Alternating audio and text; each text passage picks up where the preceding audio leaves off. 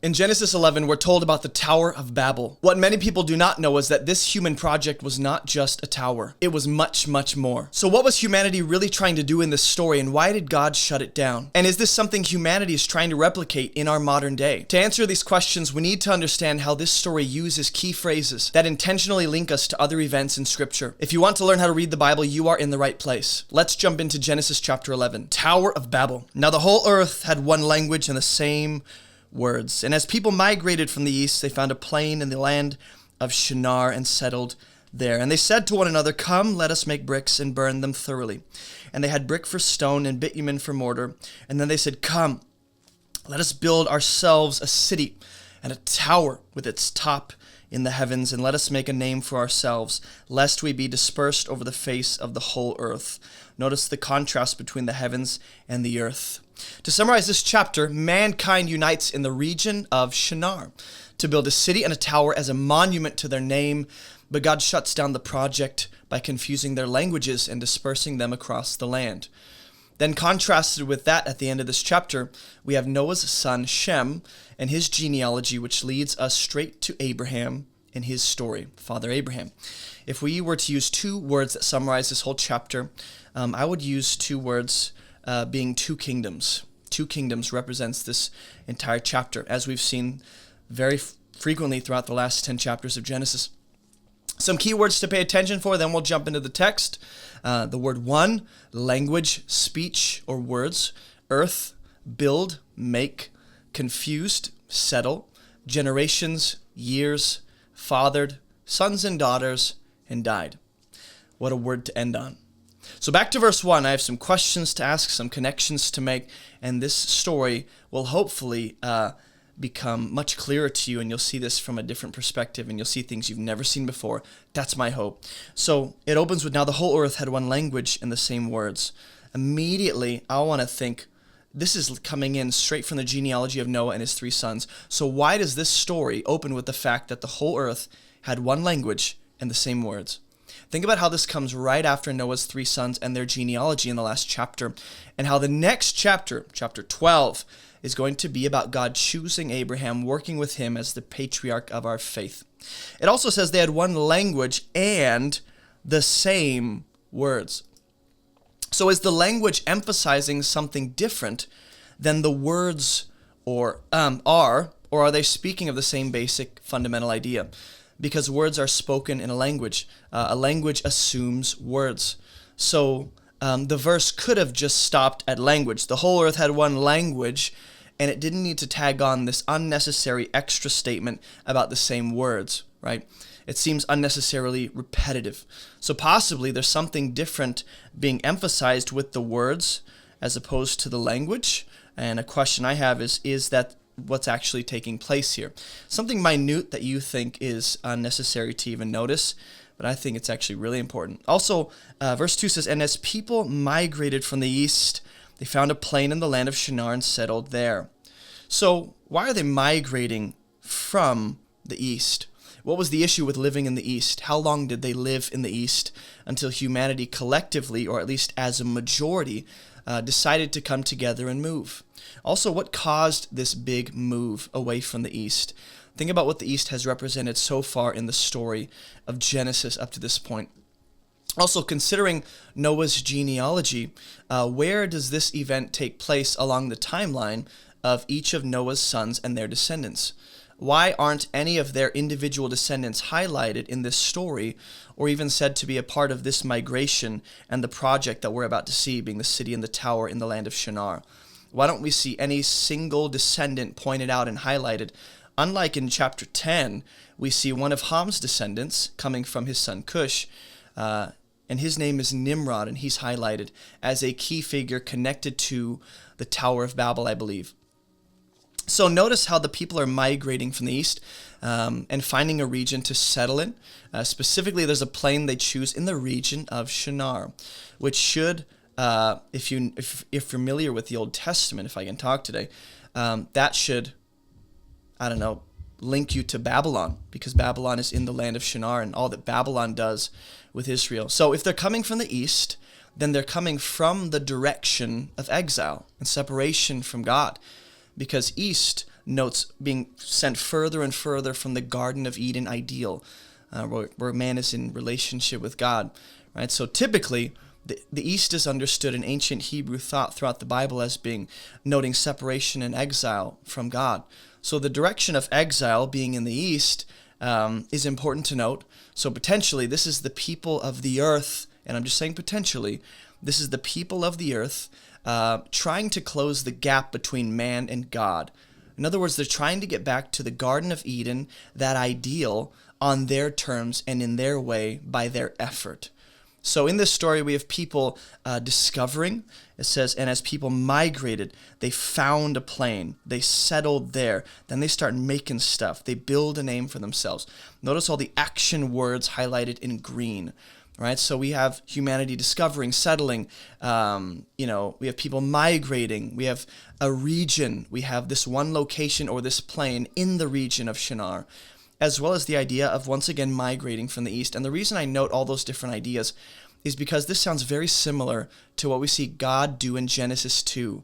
In Genesis chapter 2, God plants a garden in a region referred to as Eden. Eden is in the east. So we have the east at play, we have a region, we have a specific location within that region. Instead of a city, it's going to be a garden. God puts mankind there to cultivate and expand the boundaries of the garden across the land. But sadly, mankind rebels, and there humanity is exiled east of the garden. And with each consecutive failure on the part of mankind, they seem to go further and further east. So all I'm saying is what we see here in this story is not God leading the charge, right? We see humanity discovering and settling and planting and setting everything up for themselves, whereas in Genesis 2, it's God discovering, God planting, God setting everything up for man, God, putting everything in place for them to thrive. But here it's man trying to play what seems to be man trying to play the role of God in that way. And they're coming from the east to settle on their own terms, to build what they want, which is going to be a city with a tower ascending to heaven. In other words, the story seems to imply that they're going to try and get to God on their terms, and I'll explain why in a minute. Whether it's making a space for God or some whatever deity to dwell, there seems to be a space where they try to bring God down to them on their terms, or what's most likely happening is that they're actually trying to ascend to God on their own terms. So no matter what, it reminds me of the verse that says, who will ascend to heaven? Because you're going to see in verse 3 and 4, they're going to say, come, let us make bricks, burn them thoroughly, make bricks and burn them thoroughly. Then they had brick for stone, bitumen for mortar. And they said, come, let us build ourselves a city and a tower with its top in the heavens. And they're making a name for themselves, essentially. And it just reminds me of in Torah, God will say, who will ascend to heaven? It's a statement about God's law. Where will, humanity doesn't have to try and find out where to get the laws and the truth and the wisdom of God. God brings that to them on his terms. Or in Romans chapter 10, it becomes a statement about the gospel and salvation and righteousness. God brings these to humanity on his terms, right? So, but we see God making mankind and meeting them on his terms in Genesis chapter 2 and 3, when God makes humanity in his image and meets them. But also in Romans chapter 10, Jesus is to be the salvation and righteousness we need embodied. God comes down, John chapter 1, the word emanating from the Father. So we see God making mankind, meeting them on his terms.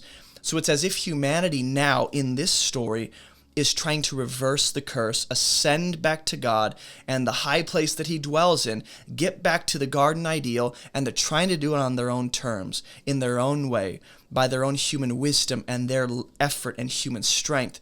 In other words, this seems to be a metaphorical and possibly even a literal attempt to get back to Eden, where mankind is in relationship with the divine.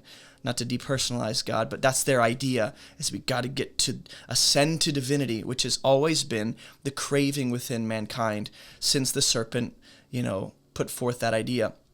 They want to get to the high mountain of God where he dwells on high. So considering verse 3 and 4, I have questions. How long did it take for them to discover brick and mortar? How much time has passed since Noah's ark rested on Mount Ararat? How long did it take for them to realize that they could actually build an entire city in a tower?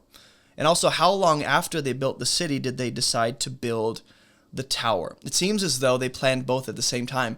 And so the city, the place of life and civilization, seems distinct from the tower itself, yet the tower seems to be the focus of their civilization and culture. In other words, you have a civilization here, a place of life, the city that is focused around this one high place, this tower that ascends. It is supposed to have its top in the heavens, and this is an attempt to reach the heavens on their own terms. So throughout the Bible, what you'll notice is that many pagan nations and cities will actually be built and focused around their pagan gods and their place of worship. In other words, their pagan temples and their places of worship and their sacred space will be what drives their communities and their way of life.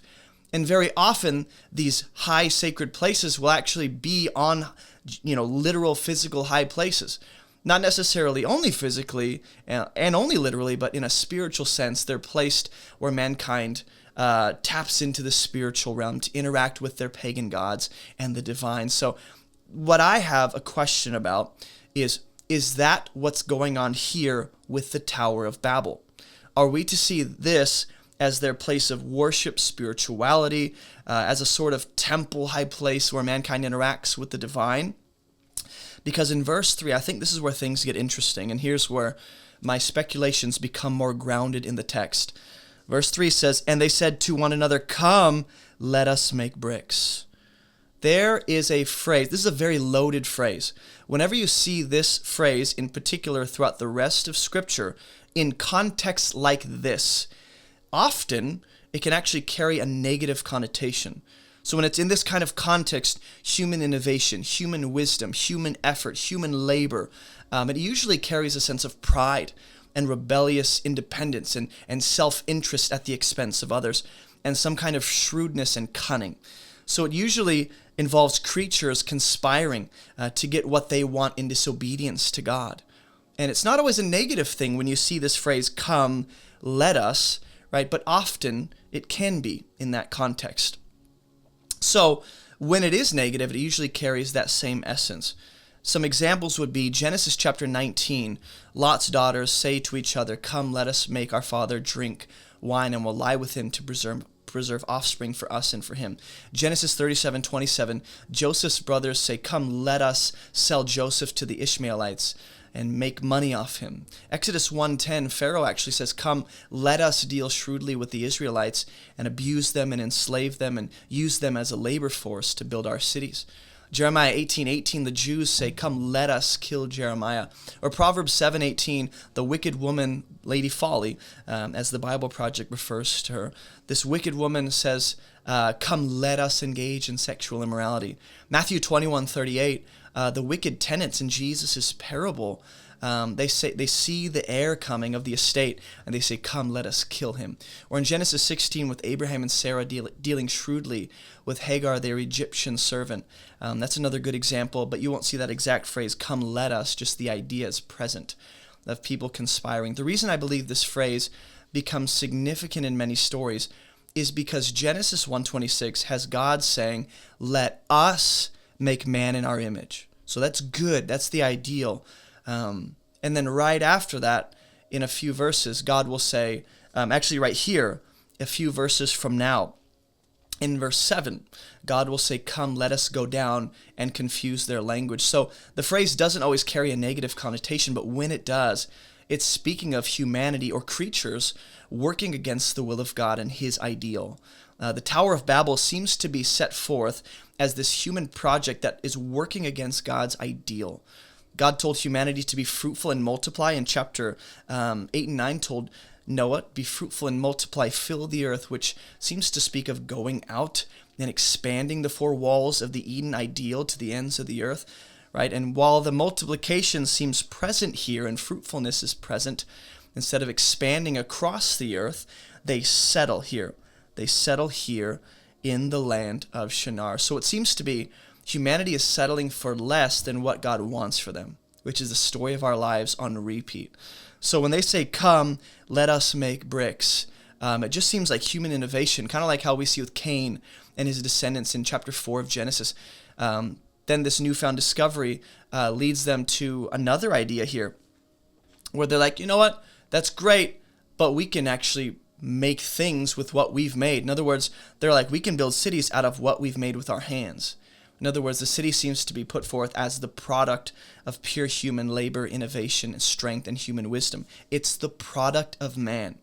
The Tower of Babel and the city in this plain of Shinar is the product of mankind, which I believe is juxtaposed to God's ideal in the garden. Real quick, if you don't know me, my name is Jason, and I have some free gifts for you at abovereproachministry.com. Go to the website or click the links in the description below to check out all of our free Bible study resources. We have online Bible classes, devotional studies, Bible study workshops, all of my sermon notes, and more. You can even join our online church community on the Discord app. We also have discussion groups all around the world, and if you don't see one in your area, message me and we'll help you start a launch group. I personally lead a group in Spartanburg, South Carolina. If you live in the area, we'd love to have you join us on Fridays for Bible study. So contact me if you're interested, and if you or your church would like me to come preach or teach, just message me or shoot me an email and we'll see what we can do, because I love preaching in person. If you're a new follower of Jesus, click the New Believers section to access everything we recommend for new believers. And be sure to snag a copy of my book, Fruitful, to support this ministry. All right, that's all I got for you. Let's jump back into the video.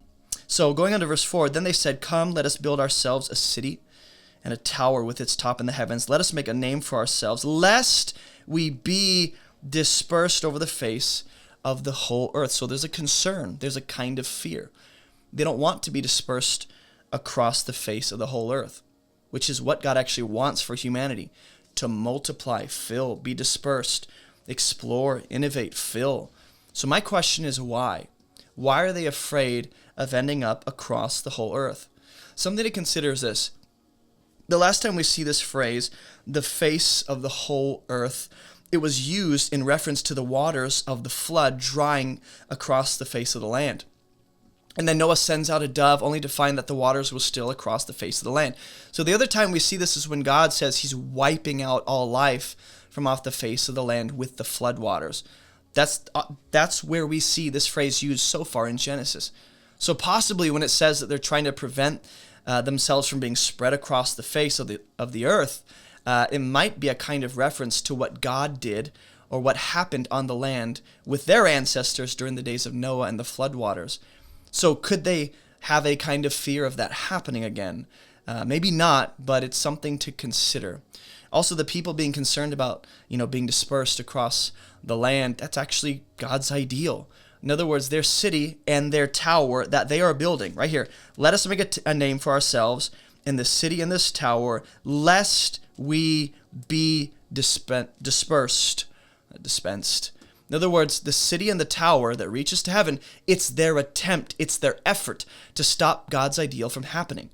The city and the tower become an icon of what appears to be rebellion, pride, and autonomy. And this project is rooted in self-interest and self-preservation. And the last city that we saw built was in Genesis chapter 4, when Cain builds an entire city, and it carries these same characteristics. That city seems to be Cain's attempt to settle, because he's kind of cursed to be a wanderer after murdering Abel, and he's attempting to settle just like the people here are trying to settle.